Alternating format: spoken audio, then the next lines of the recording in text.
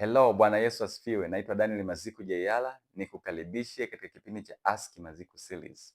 Kama huja subscribe, naomba ka subscribe, like, comment na kushare. Leo tutakwenda kujifunza swali moja la msingi sana ambalo litabadilisha namna unavyofikiria na namna ambavyo unaishi pia.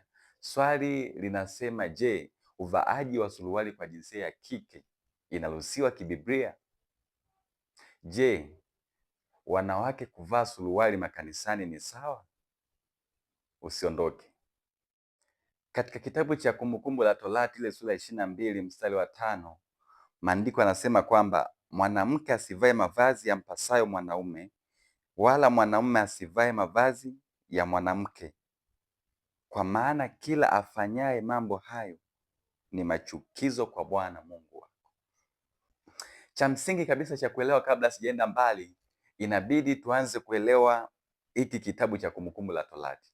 Ukifungua kitabu chako cha Kumbukumbu la Torati sura ya kwanza mstari ule wa kwanza kabisa, kwamba haya ndiyo maneno Musa aliyowaambia Israeli wote ng'ambo ya Yordani Balani, katika Araba lililotokea Sufu, kati ya Parani na Tofeli na Rabani na Hatheroth na Dizahabu.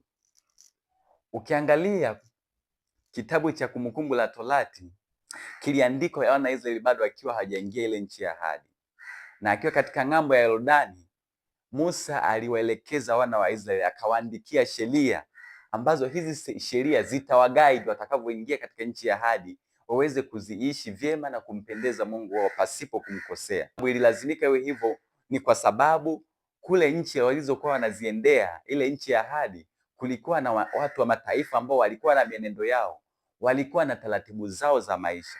Kwa hiyo walikuwa na taratibu zao za ibada pia, ambapo iliwalazimu sasa wana wa Israeli wawe vizuri katika namna ambavyo wao wana uwezo wa kuishi na kumwabudu Mungu wao tofauti na Mungu wa mataifa. Ndio maana tunaona Musa anaziandika hizi sheria, ikiwemo hii sura ya 22 mstari wa 5 ambayo inasema mwanamume asivae mavazi yampasayo mwanamke.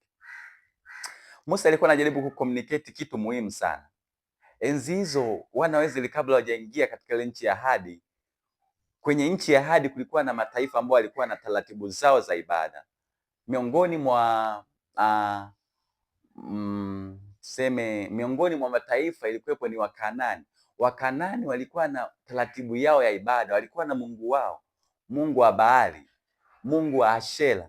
Hao wote walikuwa ni miungu ambao walikuwa wanaabudiwa na Wakanaani katika ile nchi ya ahadi.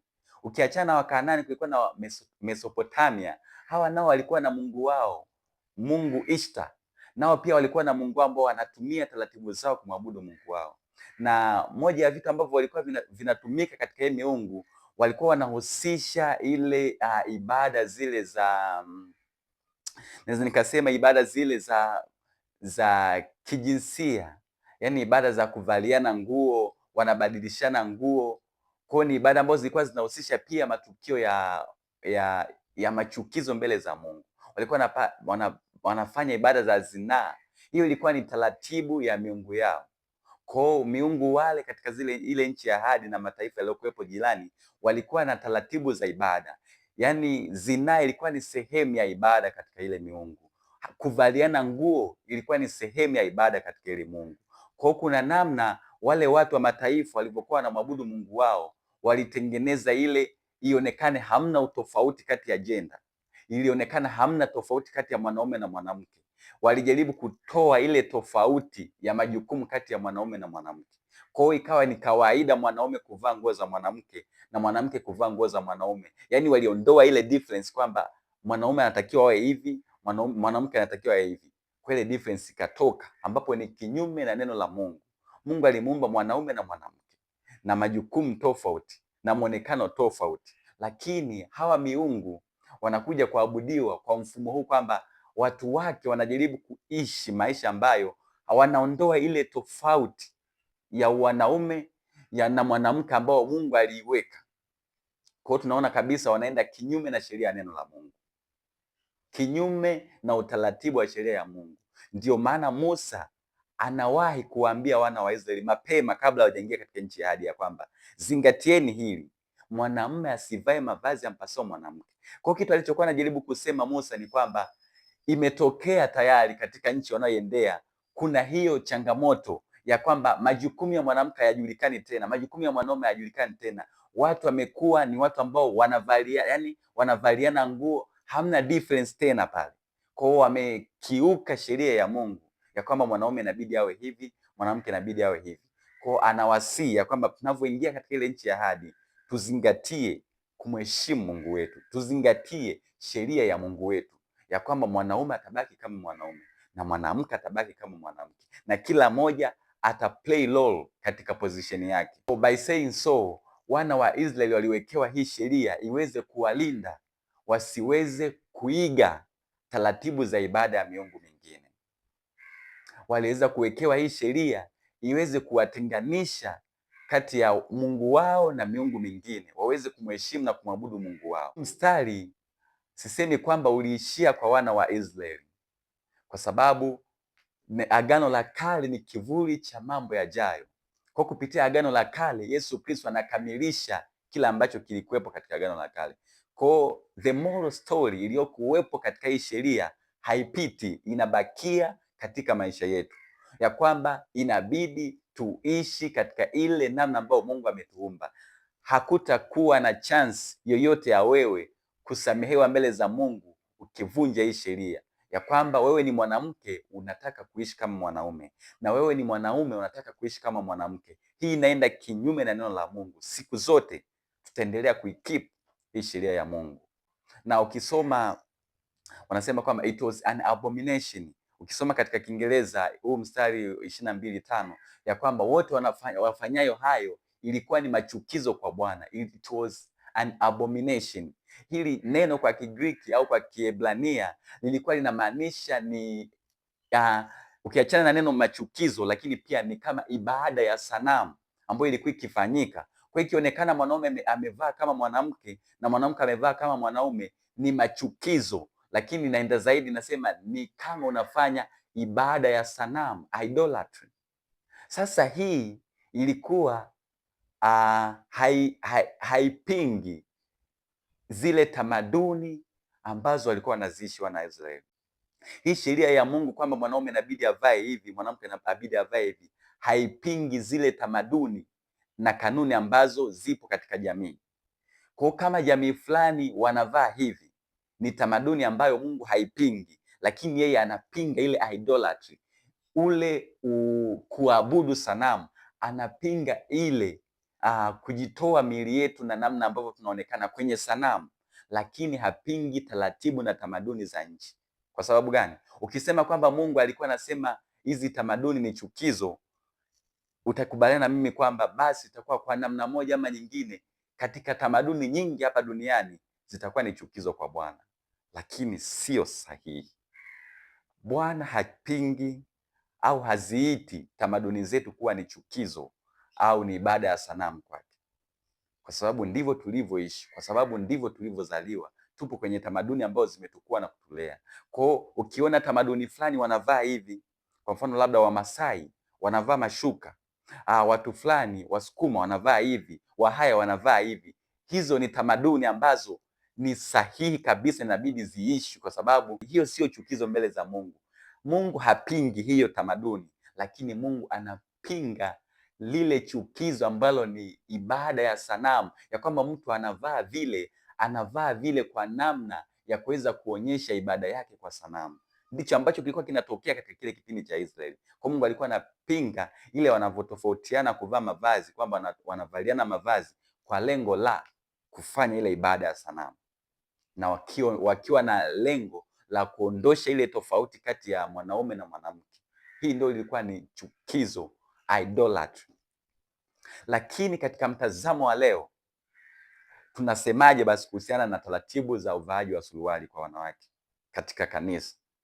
Ukisoma katika Timotheo wa kwanza ile sura ya 2 mstari wa 9 na kuendelea, tunaonyeshwa ya kwamba Mungu anasema mwanamke inabidi awe modest, awe na lile tunda la kiasi.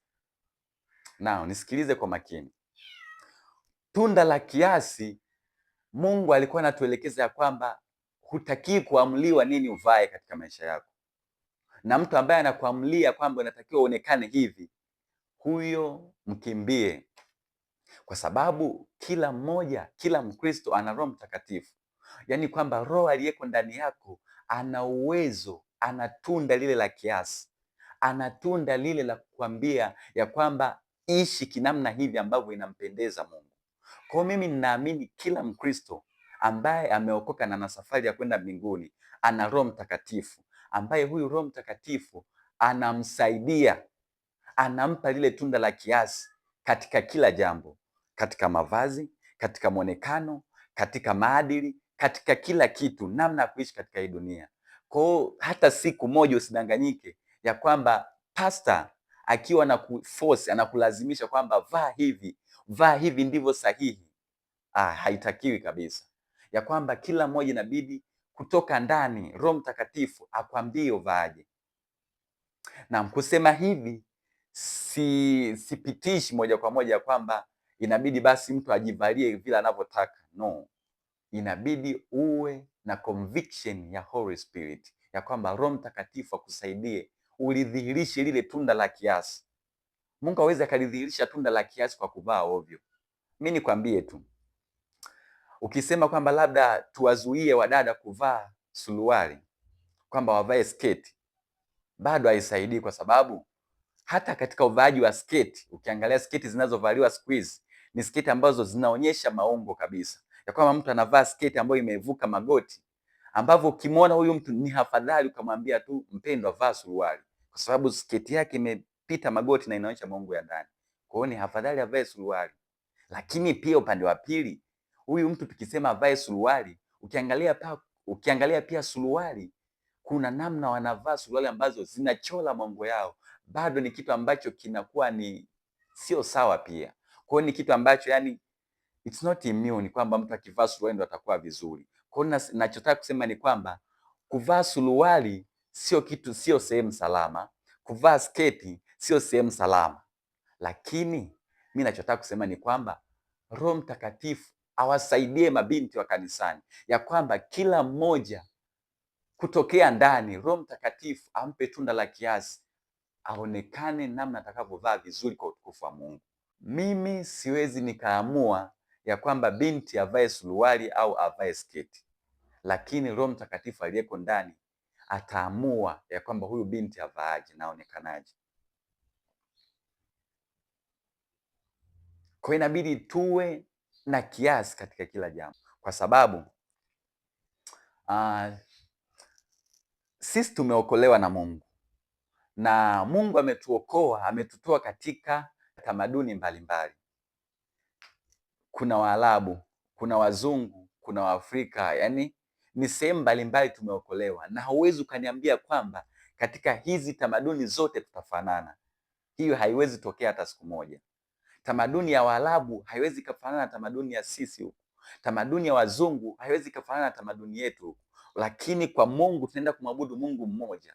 Kwa kitu ambacho kinatusogeza kwa Mungu kwa umoja ni ile kwamba Mungu ametuunganisha sisi na kutufanya tuwe kitu kimoja. Lakini zile tofauti zetu katika tamaduni sio vitu vya kuzingatia sana tunapokuja kwa Mungu. Ukisema uvizingatie, mwisho wa siku utaishia kumhukumu kila mtu, kwa sababu tamaduni zinatofautiana. Huyu anavaa hivi kwa tamaduni yake, mzungu anaonekana hivi kwa tamaduni yake, Mwafrika anaonekana hivi kwa tamaduni yake, lakini hawa wote wakija kwa Mungu wanakuwa na kitu kimoja, wanamwabudu Mungu aliye hai. Lakini ukisema ufocus katika zile difference zao, ya kwamba huyu amevaaje, huyu anaonekanaje, you will miss the point. Kwa kitu cha msingi ni kwamba hatuji kwa Mungu based on our differences, lakini tunakuja kwa Mungu based on our similarities, our commonalities. Kwa ule mfanano ndio uliotuvuta kwa Yesu na kutufanya sisi tuwe wana wa ufalme, lakini zile tofauti zetu haziwezi katuunganisha sisi. Kwa hiyo ukiendelea kujaji watu based on their culture, ya kwamba inabidi wavae hivi kwa sababu tu wewe unavaa hivi, you'll miss the point, utakuwa wrong. Kwa nisisitize kwamba mpendwa, hata kama culture zetu zinatofautiana, hata kama tamaduni zetu zinatofautiana, ya kwamba nchi hii wanaonekana hivi, nchi hii wanaonekana hivi, lakini as long as kila mmoja ana Roho Mtakatifu, as long as Marekani wana Roho Mtakatifu, as long as Tanzania tuna Roho Mtakatifu, trust me, kila mmoja atabehave, tutakuwa na commonalities, tutakuwa na similarities ambazo zitamfanania Yesu Kristo, zitakuwa na ile tunda la kiasi katika namna ambavyo yule atavaa na mimi nitavaa, kwa sababu ya Roho Mtakatifu. By saying so, uvaaji wa suruali makanisani sioni kama ni kitu ambacho tunaweza kikatufanya focus nacho sana.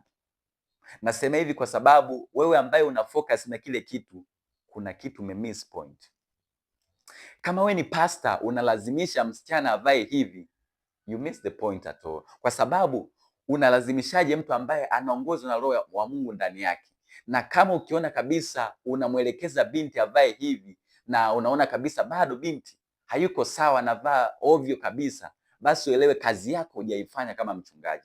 Maana wewe kama mchungaji unatakiwa umtrain, umfundishe huyu mwanafunzi wako, umtengeneze amfananie Kristo, ya kwamba awe na tunda la Roho Mtakatifu, lile la kiasi ndani yake, aliweze kuexercise, yani lile tunda la kiasi ndani ya roho yake, yule binti alitumie kuonekana, yani katika muonekano wake, na si kwamba wewe pastor umlazimishe binti aonekane hivi. Utakuwa unakosea tena pakubwa sana. Kwa cha msingi ni kwamba tusiwalaumu mabinti kwa muonekano wao, lakini tujilaumu sisi kwa kutotimiza wajibu wetu, kuwafundisha yale ambayo wanapaswa wayaishi. Kwa binti akiwa na Roho Mtakatifu, akiwa na tunda la kiasi ndani yake, she will be one of the modest girl. Atakuwa binti ambaye ni bora na ataishi kwa kiasi katika kila jambo. Atavaa vizuri, hata kama akivaa suruali huyu binti, bado ile suruali itamstiri. Hata kama akivaa sketi, bado ile sketi itamstiri. Kwa hiyo tufanye kazi yetu, tusijaji watu, tufanye kazi yetu kama watumishi wa Mungu, tuwafundishe watu, tuwaelekeze wamjue Mungu, tuwaelekeze wawe na Roho Mtakatifu ndani yao, ya kwamba huyu Roho Mtakatifu ataamua katika maisha yao. Don't blame people, teach them, wafundishe, waelekeze, wamwelewe Mungu, wawe na Roho Mtakatifu ambaye yeye ndiye atafanya kazi ndani yao. Kwa hiyo swala la kuvaa suruali au sketi ni swala la mtu binafsi, sio swala la wewe mchungaji kumlazimisha mshirika avaeje. Mungu awabariki sana.